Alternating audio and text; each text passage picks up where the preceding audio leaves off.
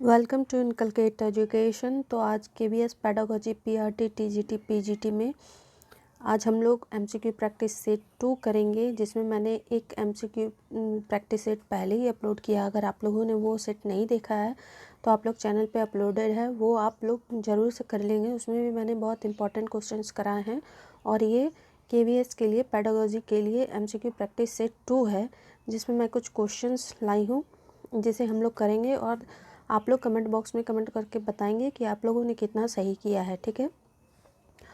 और inculcate education पे पहली बार आए हैं तो चैनल को सब्सक्राइब कर लेंगे और वीडियो अच्छी लगे तो शेयर और लाइक ज़रूर करेंगे। ठीक है, चलिए शुरू करते हैं अपने पहले क्वेश्चन के साथ।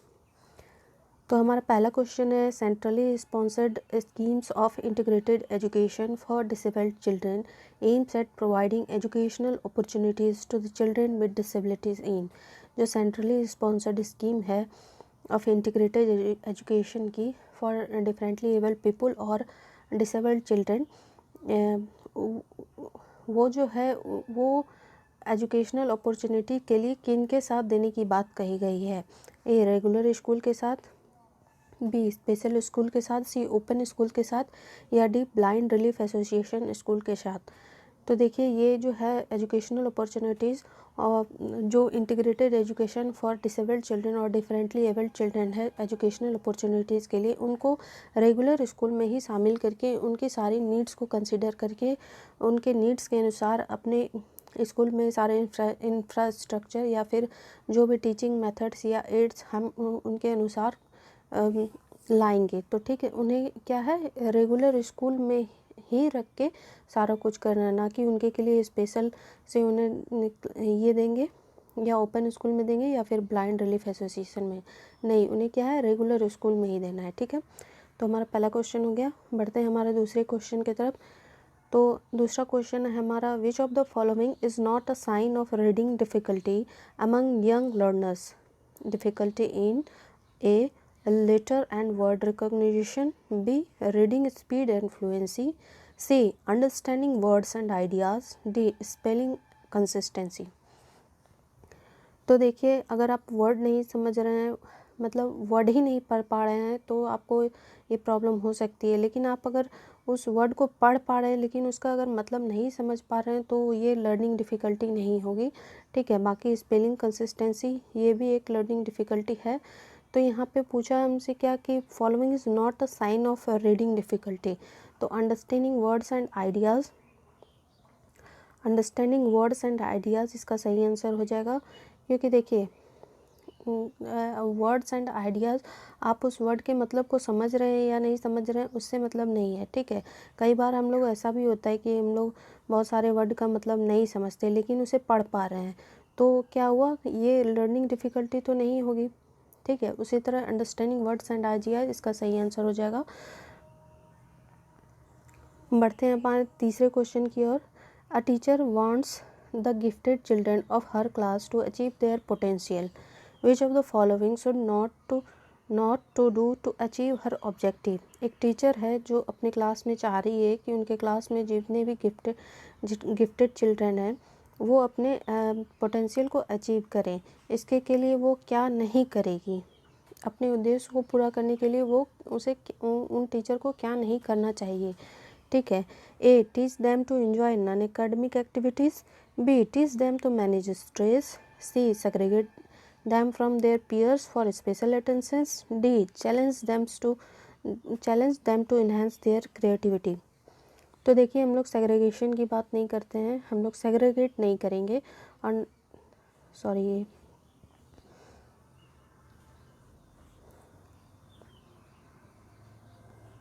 हाँ, तो हम लोग segregate them from their peers for special attentions. वो टीचर क्या करेगी, ये नहीं, उन टीचर को ये नहीं करना चाहिए कि सेग्रीगेट करके उन्हें स्पेशल अटेंशन देना चाहिए। नहीं, क्यों? क्योंकि हम लोग क्लास में क्या करते हैं, इंक्लूसिव एजुकेशन की बात करते हैं, सभी के नीड को कंसिडर करते हैं और सबको एक साथ लेके चलते हैं। ठीक है, वहाँ पे स्पेशल अटेंशन कराने का कोई मतलब नहीं होता। और ना ही किसी से किसी को अलग करना रहता है, सबको साथ लेके चलना रहता है, ठीक है। तो जब वो चाहती हैं कि एक गिफ्टेड चिल्ड्रन जो उनके क्लास में वो अपने पोटेंशियल को अचीव करे, तो वो क्या करेंगी, teach them to enjoy non academic activities, वो करेंगी। Teach them to manage stress, ये भी करेंगी। Challenge them to enhance their creativity, ये भी करेंगी, ठीक है। लेकिन सेग्रीगेशन की बात नहीं करेंगी। तो सी ऑप्शन इसका सही आंसर हो जाएगा। बढ़ते हैं हमारे चौथे क्वेश्चन के साथ। तो विच of the following is not a characteristic features of intrinsically motivated children, इनमें से कौन सा कैरेक्टरिस्टिक नहीं है इंट्रिंसिकली मोटिवेटेड चिल्ड्रन का। A, they always succeed. B, they enjoy doing their work. C, they display high level of energy while working. They like challenging task. तो जो खुद से ही आंतरिक रूप से मोटिवेटेड हैं, वो इनमें से उनका कौन सा क्वालिटी नहीं है, कैरेक्टरिस्टिक नहीं है। तो दे ऑलवेज सक्सीड इन लाइफ, ये उनका नहीं है कि वो हमेशा ही सक्सीड करेंगे, ऐसा कोई ज़रूरी नहीं है। हो सकता है कभी मतलब थोड़े पीछे रह जाएं। मोटिवेटेड है इसका मतलब ये नहीं है कि वो हमेशा अपने लाइफ में सक्सीड ही करेंगे, ठीक है। हाँ, वो मोटिवेटेड हैं तो इन्जॉय करेंगे अपने वर्क को। They display high level of energy while working, हाँ करेंगे। दे लाइक चैलेंजिंग टास्क, हाँ ये भी करेंगे, ठीक है। तो इसका आंसर हो जाएगा ए। बढ़ते हैं हमारे पांचवें क्वेश्चन की तरफ। पांचवा क्वेश्चन है हमारा, which of the following is not an appropriate tool for formative assessment, इनमें से कौन सा जो टूल है वो फॉर्मेटिव असेसमेंट के लिए नहीं है। A assignment, B oral questions, C term test, D quiz and games. तो देखिए हम लोग टर्म टेस्ट जो है वो समेटिव असेसमेंट के लिए करते हैं, और बाकी असाइनमेंट भी हम लोग फॉर्मेटिव असेसमेंट में लेते हैं, और oral questions and quiz and games ये हम लोग फॉर्मेटिव असेसमेंट में लेते हैं। तो यहाँ पे पूछा था is not an appropriate tool for formative assessment, तो हमारा टर्म टेस्ट क्या हो जाएगा, हमारा टर्म टेस्ट हो जाएगा इसका आंसर, ठीक है। वो अप्रोप्रिएट टूल नहीं है फॉर्मेटिव असेसमेंट का, वो किसका है, वो समेटिव असेसमेंट का है, ठीक है। तो बढ़ते हैं हमारे छठे क्वेश्चन की ओर। छठा क्वेश्चन है हमारा, learner should not be encourage to, learner को क्या करने के लिए इनकरेज नहीं करना चाहिए। A, ask as many questions as possible both inside and outside the class. B, actively interact with one another, one learner in group work, participate in as many co-curricular activities as possible, memorize all the answers to question which the teacher may ask। तो देखिए हम हमेशा उसे क्या कहते हैं कि वो ज़्यादा से ज़्यादा क्वेश्चन करे, ताकि उसे ज़्यादा से ज़्यादा हर चीज़ की अंडरस्टैंडिंग हो और वो अच्छे से किसी भी चीज़ को समझ पाए, ठीक है। तो हम क्वेश्चन पूछने के लिए हमेशा प्रोत्साहित करते हैं एक लर्नर को, ठीक है। उसके बाद है हमारा एक्टिवली इंटरेक्ट, हाँ ये भी हम लोग कहते हैं। फिर पार्टिसिपेट इन एज मैनी को करिकुलर एक्टिविटीज़, बिल्कुल ये भी कहते हैं, लेकिन हमेशा डी जो है memorise all the answer to question which the teacher may ask, हमेशा मेमोराइज करने के लिए नहीं कहते हैं, हम क्या कहते हैं कि उस चीज़ को समझने के लिए, ताकि जब उससे रिलेटेड कभी भी कुछ पूछा जाए तो वो सोच समझ के अपने हिसाब से अपना जवाब दे सके, ना कि उन्होंने जो रट के आया है वो वैसा ही वहाँ पे आंसर दे दे। अगर उन्हें किसी भी दूसरे तरह का भी क्वेश्चन पूछा गया है तो वो वही आंसर देंगे। तो हम लोग क्या करते हैं, रटने के लिए मना करते हैं, हम लोग क्या करते हैं, सीखने के लिए। रटना यहाँ पे हो जाएगा, हम लोग इनकरेज नहीं करेंगे, ठीक है। तो डी हमारा आंसर हो जाएगा। बढ़ते हैं हमारे सातवें क्वेश्चन की ओर। तो nature and nurture refers to, A internal and external factor, B temperament and character, C physical features and temperament, D heredity and environment. तो ये बहुत ईजी क्वेश्चन है, आई होप आप लोग सब आंसर करेंगे इसका। तो देखिए इसका आंसर हो जाएगा हेरिडिटी एंड एनवायरनमेंट, ठीक है। तो बढ़ते हैं अपने आठवें क्वेश्चन की तरफ। विच of the following decide the AIIMS and objective of education, इनमें से कौन सा है जो एम्स एंड ऑब्जेक्टिव एजुकेशन को डिसाइड करता है। ए साइकोलॉजी, बी सोशियोलॉजी, सी फिलोसफी, या ऑल ऑफ द अबव। तो क्या हम लोग एजुकेशन में सिर्फ साइकोलॉजी को लेकर चलते हैं, या फिर सोशियोलॉजी को सिर्फ लेकर चलते हैं, या फिर फिलोसफी को लेकर चलते हैं और तब एम्स एंड ऑब्जेक्टिव डिसाइड करते हैं। नहीं, हम लोग सारे पर्सपेक्टिव को ध्यान में लेकर चलते हैं, ठीक है। तो यहाँ पे ऑल ऑफ द अबव हो जाएगा, यहाँ पे साइकोलॉजी भी हो जाएगा, सोशियोलॉजी भी और फिलोसफी भी है, तो ऑल ऑफ द अबव इसका आंसर हो जाएगा, ठीक है। बढ़ते हैं हमारे 9वें क्वेश्चन की तरफ। At the highest level of hierarchy is, understanding, application, C evaluation, D analysis. तो सबसे हाईएस्ट लेवल में हायरार्की में क्या होता है, हमारे पास इवैल्यूएशन होता है। क्यों, पहले हम लोग टेस्ट लेते हैं, फिर उसका मेजरमेंट करते हैं, फिर एनालिसिस करते हैं, फिर इवैल्यूएशन करते हैं। तो यहाँ पे क्या हो जाएगा, पहले हम लोग किसी चीज़ को समझेंगे, फिर अप्लाई करेंगे, फिर उसको एनालाइज करेंगे और लास्ट में क्या करेंगे, इवैल्यूएट करेंगे। तो हायरार्की में सबसे ऊंचे पे कौन हो जाएगा, इवैल्यूएशन। ठीक है, बढ़ते हैं हमारे 10वें क्वेश्चन की ओर। What type of evaluation identifies learning deficiencies and difficulties of the learner. कौन सा इवैल्यूएशन है जो आइडेंटिफाई करेगा learning deficiencies and difficulties of the learner को। A placement evaluation, B summative evaluation, C continuous evaluation या D diagnostic evaluation. तो देखिए, जैसा कि मैंने अभी पहले भी बताया था, प्लेसमेंट इवैल्यूएशन प्लेसमेंट के टाइम में यूज करते हैं। समेटिव इवैल्यूएशन जो एग्ज़ाम के लास्ट में, जिसमें परसेंटेज नंबर या ग्रेड्स दिया जाता है। कॉन्टीन्यूअस जो लगातार चलते रहता है। लेकिन इन सबों में हम कहीं भी लर्निंग डिफिशियंसीज या डिफ़िकल्टीज़ को नहीं इवैल्यूएट कर पाते हैं। तो हम डायग्नोस्टिक इवैल्यूएशन यूज करते हैं, जिसमें हम एक लर्नर्स के डिफ़िकल्टीज़ को, कि उसे कहाँ पे परेशानी हो रही है, वो क्या नहीं समझ रहा है, या वो क्या उसकी डिफिशियंसीज़ है। तो हम जब डायग्नोस्टिक इवैल्यूएशन करते हैं, और डायग्नोस करके मतलब उसके प्रॉब्लम को आइडेंटिफाई करते हैं, उसके बाद हम रेमेडीज़ देते हैं। तो डायग्नोस्टिक इवैल्यूएशन इसका सही आंसर हो जाएगा, डायग्नोस्टिक। ठीक है, बढ़ते हैं हमारे 11वें क्वेश्चन की ओर। तो हमारा 11वां क्वेश्चन है, the most significant approach of evaluation is. सबसे इम्पॉर्टेंट अप्रोच क्या है इवैल्यूएशन का।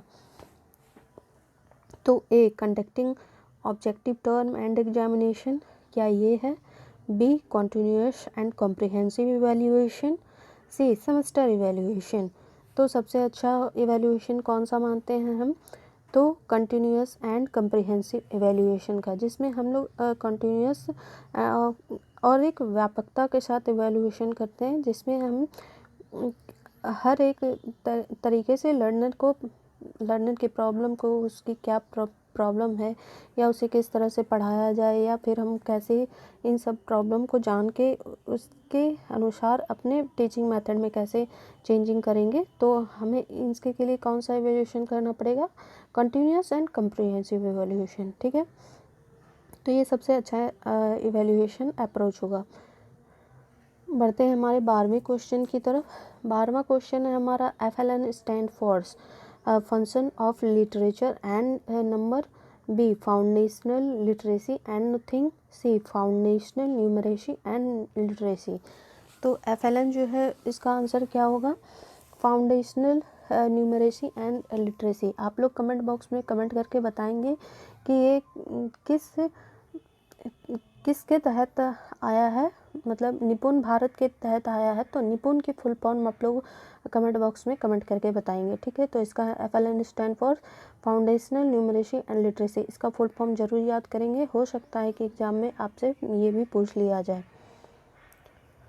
चलिए बढ़ते हैं हमारे 13वें क्वेश्चन की ओर। तो 13वां क्वेश्चन है हमारा, NEP 2020 focuses on promoting experiential learning in all stages. It will be adopted including following pedagogies. Choose one of the incorrect choices.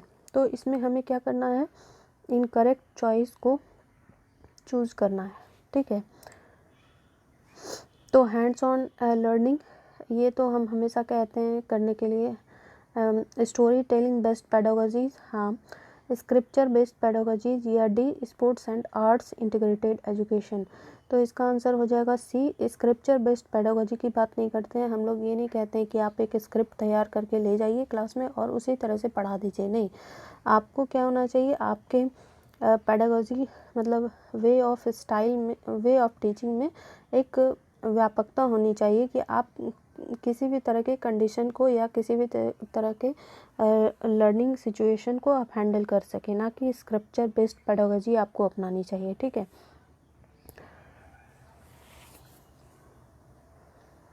बढ़ते हैं हमारे 14वें क्वेश्चन की ओर। NEP suggested one of the best teaching learning approach to close the gap in achievement of learning outcomes. while promoting experiential learning. What is the name of the pedagogical approach? तो क्या है, जब हम experiential learning की बात करते हैं तो यहाँ पे क्या हो रहा है कि जो लर्निंग आउटकम है वो जो है वो कहीं ना कहीं लैग कर जा रहा है, कि जो बच्चे पढ़ रहे हैं और उसका जो आउटकम आ रहा है वो मैच नहीं कर रहा है, मतलब उस दोनों में कहीं ना कहीं गैप है। तो उसको भरने के लिए आप कौन सा मेथड, पेडागोजिकल अप्रोच यूज़ करते हैं, उसका नाम बताना है, ठीक है। तो A literacy based education, B competency based education, C numeracy based learning, या D none of the above. तो देखिए हम लोग यहाँ कंपेटेंसी बेस्ड एजुकेशन की बात करते हैं, जिसमें एक बच्चा थ्योरी, अगर किसी भी चीज़ का थ्योरी पढ़ रहा है तो उसे थ्योरी के साथ साथ जो है उसके प्रैक्टिकल एप्लीकेशन की भी समझ होनी चाहिए, ताकि वो कभी भी उसे प्रैक्टिकल में अप्लाई कर सके। तो ये गैप फिल करेगा कि आपने जो थ्योरी पढ़ा और आपने जो स्किल सीखा उस थ्योरी को पढ़ के उसे आप प्रैक्टिकल लाइफ में अप्लाई करेंगे। तो यही है कंपेटेंसी बेस्ड एजुकेशन, जो गैप को फिल करेगा, ठीक है। तो ये था हमारा 14वां क्वेश्चन। बढ़ते हैं हमारे 15वें क्वेश्चन की ओर। What is the ICT initiative of NCERT? Information communication technology जो है, what is the ICT initiatives of NCERT? Information communication technology initiatives of NCERT। A Swayam है, या बी दीक्षा है, या फिर मूक्स है, या फिर आशा है। तो देखिए सबसे पहले तो आपको इन सबों की फुल फॉर्म ही याद होनी चाहिए। तो स्वयं क्या है? तो ये एक गवर्नमेंट ऑफ इंडिया का प्रोग्राम है, जिसमें हम लोग 3 कार्डिनल पॉइंट्स पे बेसिकली फोकस करते हैं। क्या? तो एजुकेशन की एक्सेस सभी को होनी चाहिए, इक्विटेबल एजुकेशन होनी चाहिए, और क्वालिटी वाली एजुकेशन होनी चाहिए, ठीक है। और ये किस क्लास से किस क्लास तक दिया जाएगा? तो 9 टू पोस्ट ग्रेजुएशन तक ये दिया जाएगा। और इसका फुल फॉर्म हो जाएगा study waves of active learning for young aspiring minds. स्वयं की full form study waves of active learning for young aspiring minds, ठीक है। तो आप फुल फॉर्म याद रखेंगे। तो यहाँ पे हमसे क्वेश्चन पूछा गया था what is the ICT initiatives of NCERT? तो देखिए इसका सही आंसर हो जाएगा दीक्षा। अब दीक्षा की फुल फॉर्म क्या है? तो digital infrastructure for knowledge sharing, ठीक है। और यहाँ पे इसका आंसर हो जाएगा 15 का बी, दीक्षा इनिशिएटिव है NCERT का, ठीक है।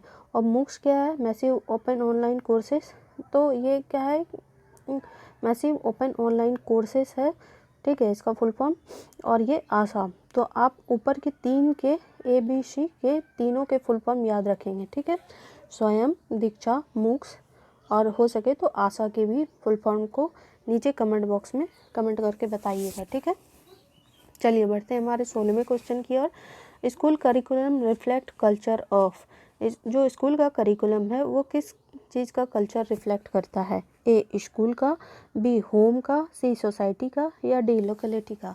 तो देखिए स्कूल, होम और लोकेलिटी जो है वो सारी सोसाइटी के अंदर आती है, और स्कूल करिकुलम जो है वो सोसाइटी को रिफ्लेक्ट करता है।